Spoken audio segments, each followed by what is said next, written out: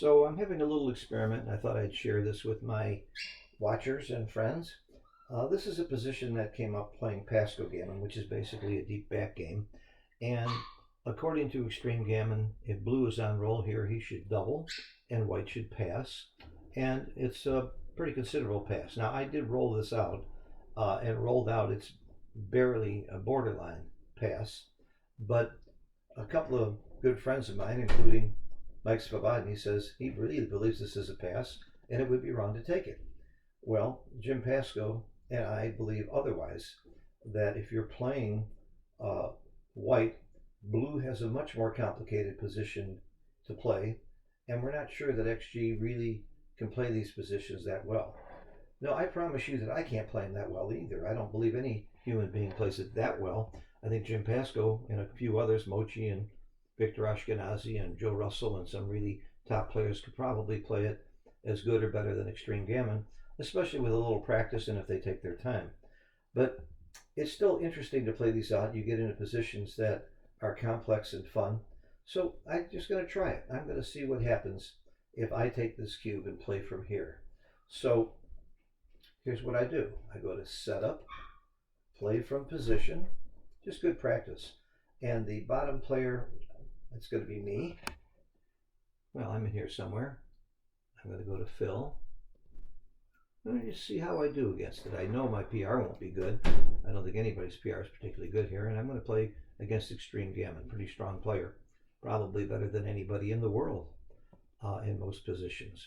I'm going to hit OK. Double.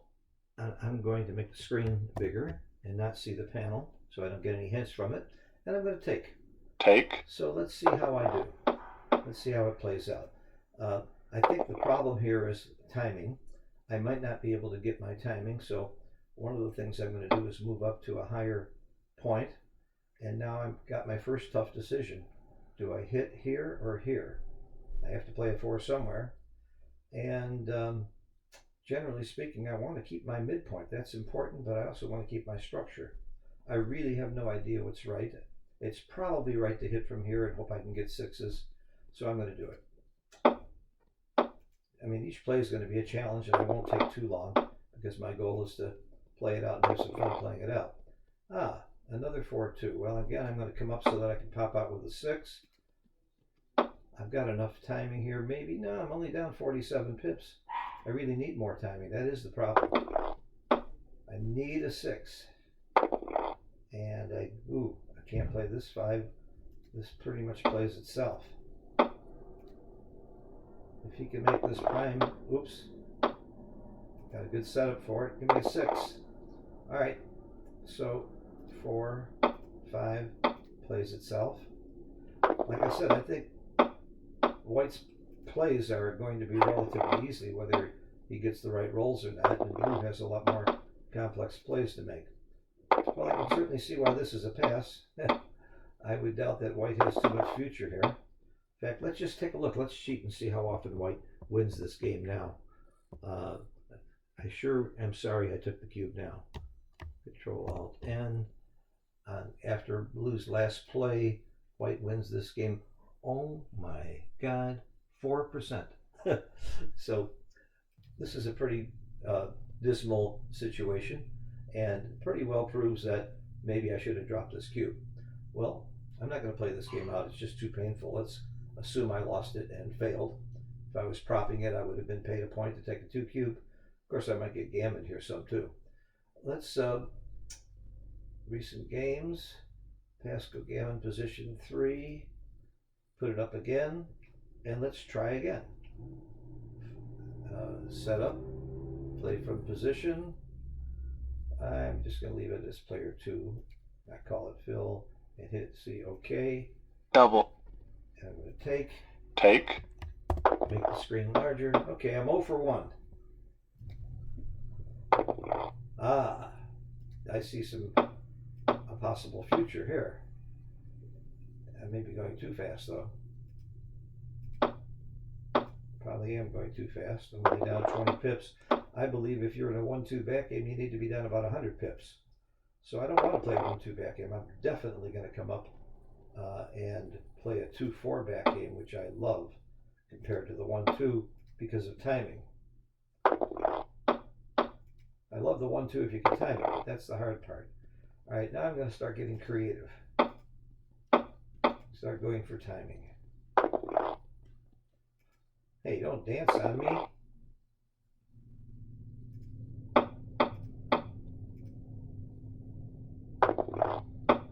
That's more like it. Let me see if I can time this sucker. It's fun to play against XG. I've never heard him complain about a roll or cry about dancing. He's always a good sport. In fact, I try to act just like XG myself when I play. It's not always easy. Alright, let's get some action here. I don't want to get to what Pasco calls caught in the switches, somewhere between going forward and staying back. That's one of the worst things you can do. It's a recipe for disaster. Look at XG's play. Wasn't that clever? It's recycling and trying to play the timing game with me. I would have thought about this play with the last one, but I think that's just too drastic right now. I'm getting there. All right, let's go forward a little bit. Every play is a question. If you have 10 experts, you might see 10 different plays here. Well, I hate this from the standpoint of timing, and I hate giving up that 4-point, but sometimes you got to do what you got to do. That's what I love about backgammon. You got to be flexible on your feet.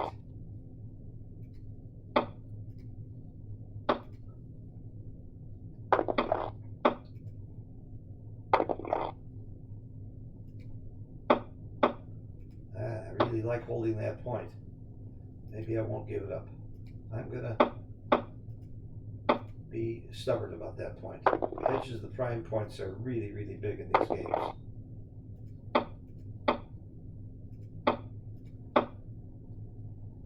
Now, I might be right to do this. I think it is right. I try and go forward here. I got 3 of his checkers back, and I've got him semi-primed. With a little luck here, I can go forward. I might get caught in the switches. It'll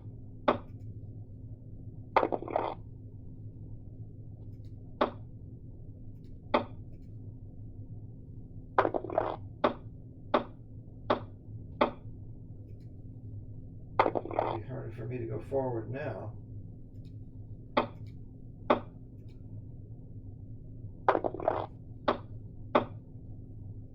The old 4-9 back game. Well, isn't this an interesting roll? I think I'm going forward. I'm starting to like this game. Got him primed now. Wow.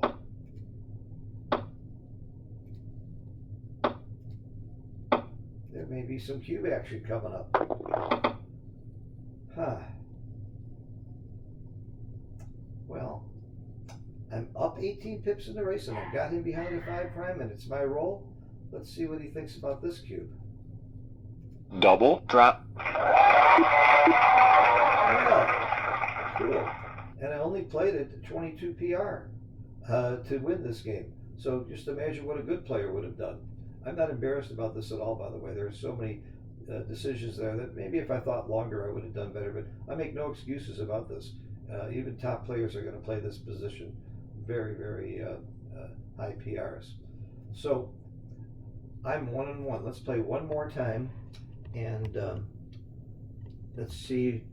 Usually you have to play this. Pasco plays a game 100 times. By the way, I missed some cubes. Here's part of my reason my PR is bad. I could have doubled right here, and he passes.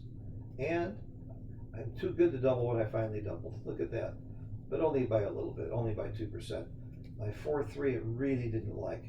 It liked playing to go forward, not taking the chances. So recognizing when you're no longer trying to play a back game and go forward is key. And of course I know these early game plays are going to be highly, highly subjective. And one thing that Pasco taught me is that XG overvalues the race. So it thinks more about trying to win a race and just bring it home. All right, let's try it one more time. File, recent games, Paskogammon. No. Play from position. Play from position. So I'm even. One time I won, one time I lost. This will be my tiebreaker. Again, normally if we propped it, we'd probably play 20 or 50 times. Okay, hit OK. Double. Double. Take. Take. Make the screen larger. Double 3. Do I like that roll or not? I don't know. 2-6. I can't get stuck back here. I have to do this. As much as I don't like hitting and helping his timing. 1, 2, 3, 4.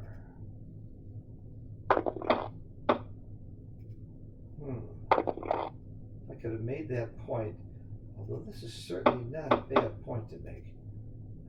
I mean, he may do some crunching. Oh, he rolled a 5. What if he didn't roll a 5 there? Alright, 6-3 is forced by logic, is what I say.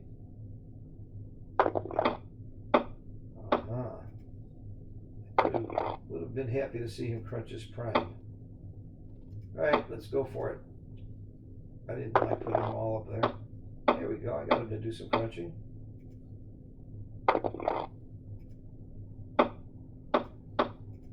A lot of people would think that play is nuts, and they might be right. But it was fun. Often those joker doubles and non-doubles are going to change the game quite a bit. But we call them jokers because they happen so rarely, except when you got 10 rolls where they could happen and ain't so rare anymore. Alright. I'm way over my head in this game. How am I going to bring this home? What's the right place from here? This is not going to be easy to play from either side. This is why I love paskogammon. Starts out as a deep back game and continues that way. I like that roll.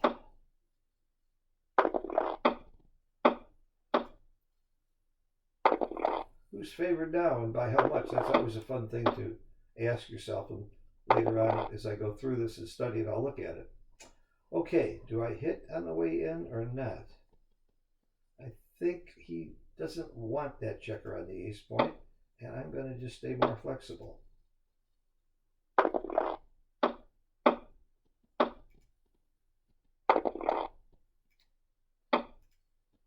Preservation of my structure. Key thing in these kinds of games, and in most games. If you've got a structure, you often see good players not throw checkers behind and not pile up checkers in order to, and even take big risks leaving shots in order to make sure they keep their structure.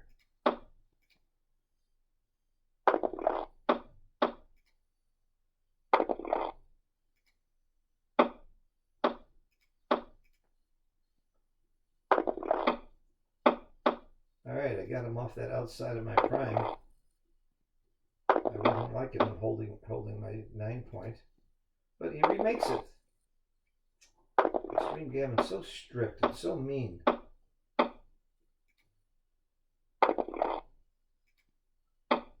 Alright, do I make my 5 point? Isn't there a saying about making your 5 point? Whenever you can make it, you should.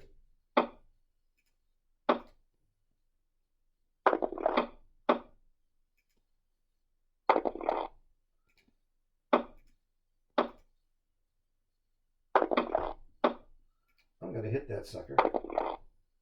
I can, but I have to give up this point. Is it too soon for me to give up my structure to go for the...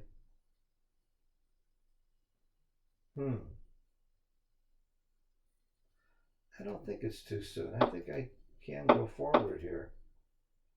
Could be a big mistake I just made. Well, we'll see. Oh, sweep the leg, Tommy. He's taking them all now. He knows they can't stop my timing, so he's going to overtime me.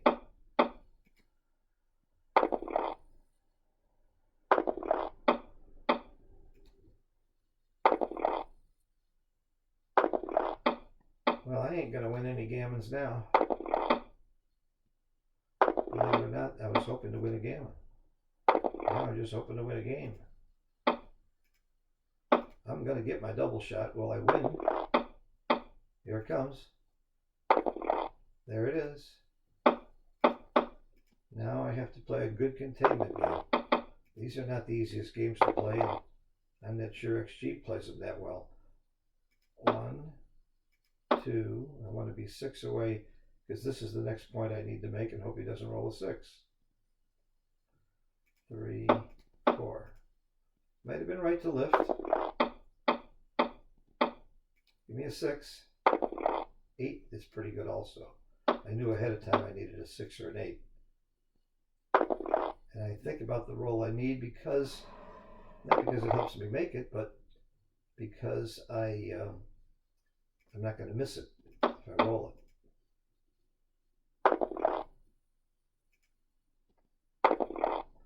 I would sure like him to play a 2. I'm going to give him a 2 that he's not going to like. Bingo.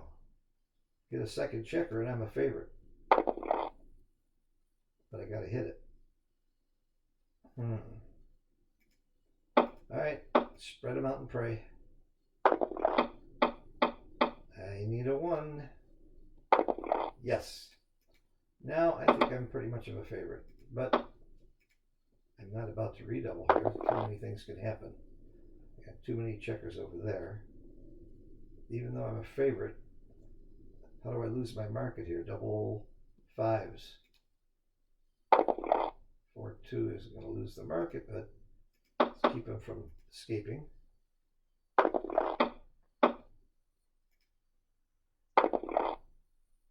Alright. I got one checker off. Now I think I'm in pretty good shape. Let's see what XG thinks of this cube. Double drop. Did I miss a double? It's possible that I did. Look at that. I played at 15, he played at 1, and I still won. I have a saying that I wrote, there are many ways to measure success, but only one you could spend. So I won the money here. Let's take a look and see if I missed a cube. Oh my goodness, I missed 2 big cubes. He has a pass here, but even when I have the shot at the second checker, sure, even if I don't hit the second checker with 1 back, I'm in pretty strong shape. If I hit the second checker, I really lose my market. And again, the same situation here. He doesn't even have a take when I have a chance at the second checker. So I didn't need to hit the second checker. When I did redouble, a lot of people think you might be too good to double here, but it's really hard to be too good to double when he's got a checker off. Anyhow, I hope you enjoyed this. You can see that these kinds of games are fun and educational. I'm going to go back and study each one of these moves, even though I'm not sure XG is right. I can roll them out and get a better feel for XG. XG is generally right. I'm not going to sit here and argue that my play's right and XG is wrong. I'm going to, yeah, I knew I probably should have lifted, and XG agrees. Getting hit here could be too costly, and I need to get those shots. So I'm going to learn from looking at my errors, and hope you learned something about how to experiment with a position, how to understand a position. Anyway, I won 2 out of 3. That's pretty good. I'm going to play it another 10 times or so when I have a little bit more time, and again, study each step of the way. Hope you enjoyed this as much as I enjoyed doing it. Bye-bye from Phil Simborg, backgammonlearningcenter.com. And how do I stop